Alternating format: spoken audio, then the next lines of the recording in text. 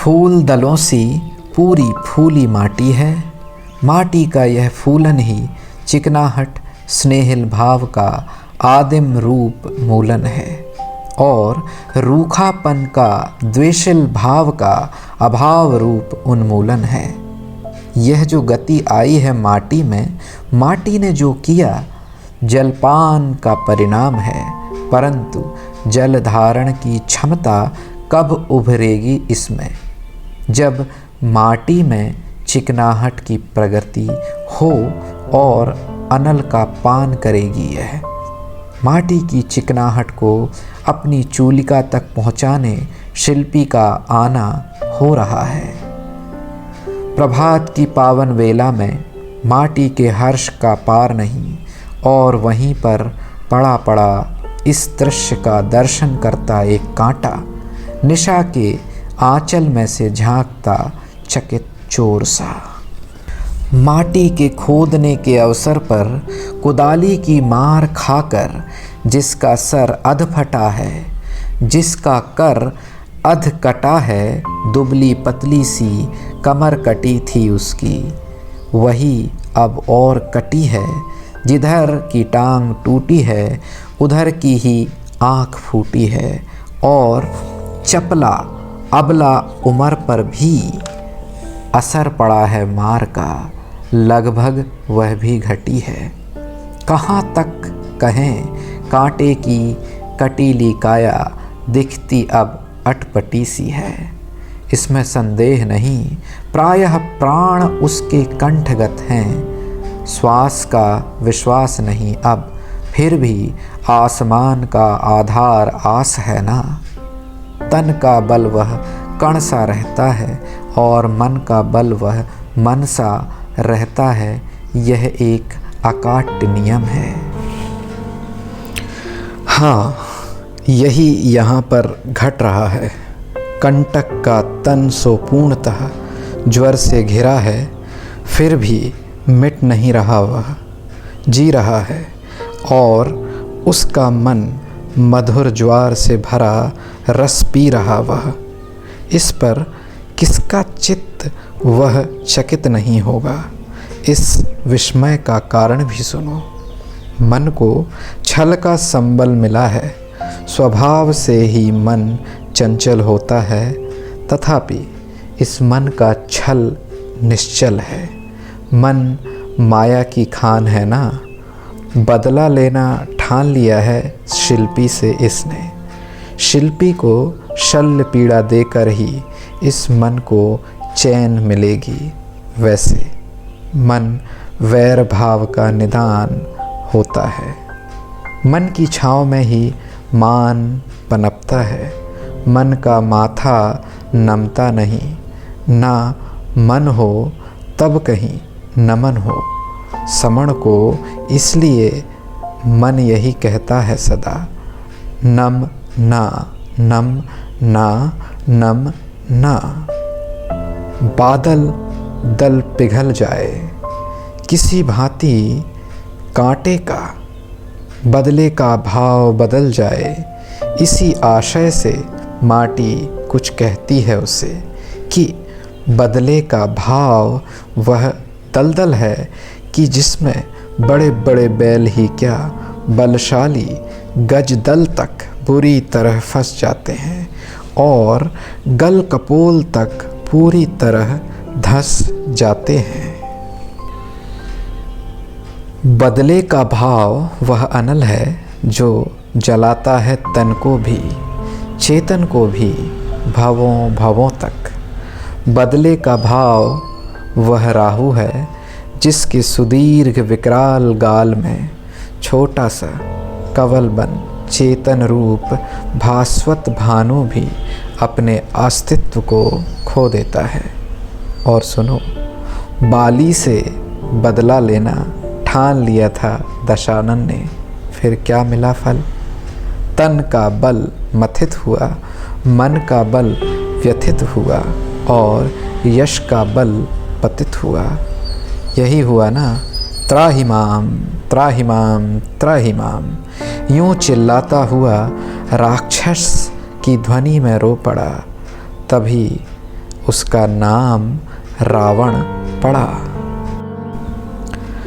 हाँ हाँ, बस बस, अधिक उपदेश से विराम हो माँ, मात्र दृष्टि में मत नाम हो माँ। गुणवत्ता काम की ओर भी कुछ आयाम हो अब। यहाँ आक्रमण हो रहा है, वहीं निकट में एक गुलाब का पौधा खड़ा है, सुरभि से महकता, और ध्वनि गूंजती है सतेज शूल दलों की ओर से कि इस बात को हम स्वीकारते हैं कि दूसरों की पीड़ा शल्य में हम निमित्त अवश्य हैं। इसी कारण से हम शूल हैं, तथापि सदा हमें शूल के रूप में ही देखना बड़ी भूल है। कभी कभी शूल भी अधिक कोमल होते हैं फूल से भी, और कभी कभी फूल भी अधिक कठोर होते हैं शूल से भी। मृदु मांसल गालों से हमें छू लेती है फूली पुष्पावली वह। इस कठिन चुभन से उस मृदुता की कली कली खिल उठती है।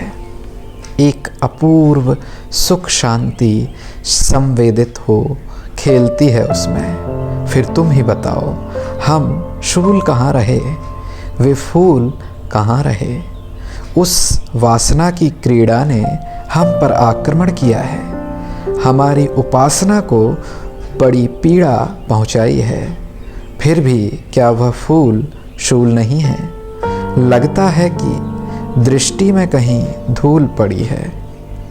हमें अपने शील स्वभाव से च्युत करने का प्रयास करती हैं ललित लताएं ये।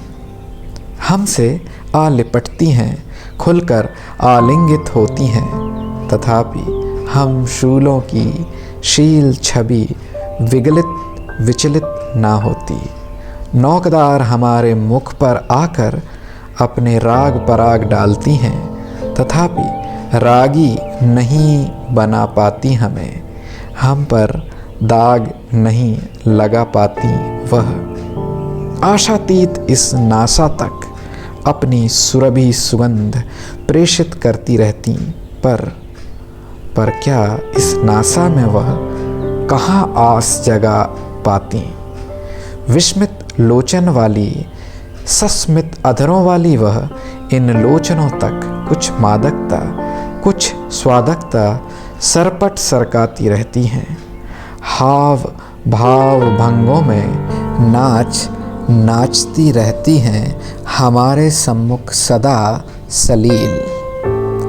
प्रायः यही देखा गया है कि ललाम चाम वाले वाम चाल वाले होते हैं, बाहर से कुछ विमल कोमल रोम वाले होते हैं और भीतर से कुछ समल कठोर कौम वाले होते हैं। लोक ख्याति तो यही है कि कामदेव का आयुध फूल होता है और महादेव का आयुध शूल। एक में पराग है, सघन राग है, जिसका फल संसार मिलता है। एक में विराग है, अनघ त्याग है, जिसका फल पार मिलता है। एक औरों का दम लेता है, बदले में मद भर देता है। एक औरों में दम भर देता है, तत्काल फिर निर्मद कर देता है। दम सुख है, सुख का स्रोत, मद दुख है, सुख की मौत। तथापि यह कैसी विडंबना है कि सबके मुख से फूलों की ही प्रशंसा की जाती है और शूलों की हिंसा की जाती है। यह क्या सत्य पर आक्रमण नहीं है? पश्चिमी सभ्यता आक्रमण की निषेधिका नहीं है, अपितु आक्रमणशीला गरीयसी है, जिसकी आँखों में विनाश की लीला विभीषिका घूरती रहती है सदा सदोदिता। और महामना जिस ओर अभी निष्क्रमण कर गए, सब कुछ तज कर बन गए नग्न, अपने में मग्न बन गए, उसी ओर उन्हीं की अनुक्रमणिका निर्देशिका भारतीय संस्कृति है। सुख शांति की प्रवेशिका है यह। शूलों की अर्चा होती है, इसलिए फूलों की चर्चा होती है। फूल अर्चना की सामग्री अवश्य हैं, ईश के चरणों में समर्पित होते वह, परंतु फूलों को छूते नहीं भगवान शूलधारी होकर भी। काम को जलाया है प्रभु ने, तभी तो शरणहीन हुए फूल शरण की आस ले प्रभु चरणों में आते वह। और सुनो, प्रभु का पावन संपर्क पाकर फूलों से विलोम परिणमन शूलों में हुआ है।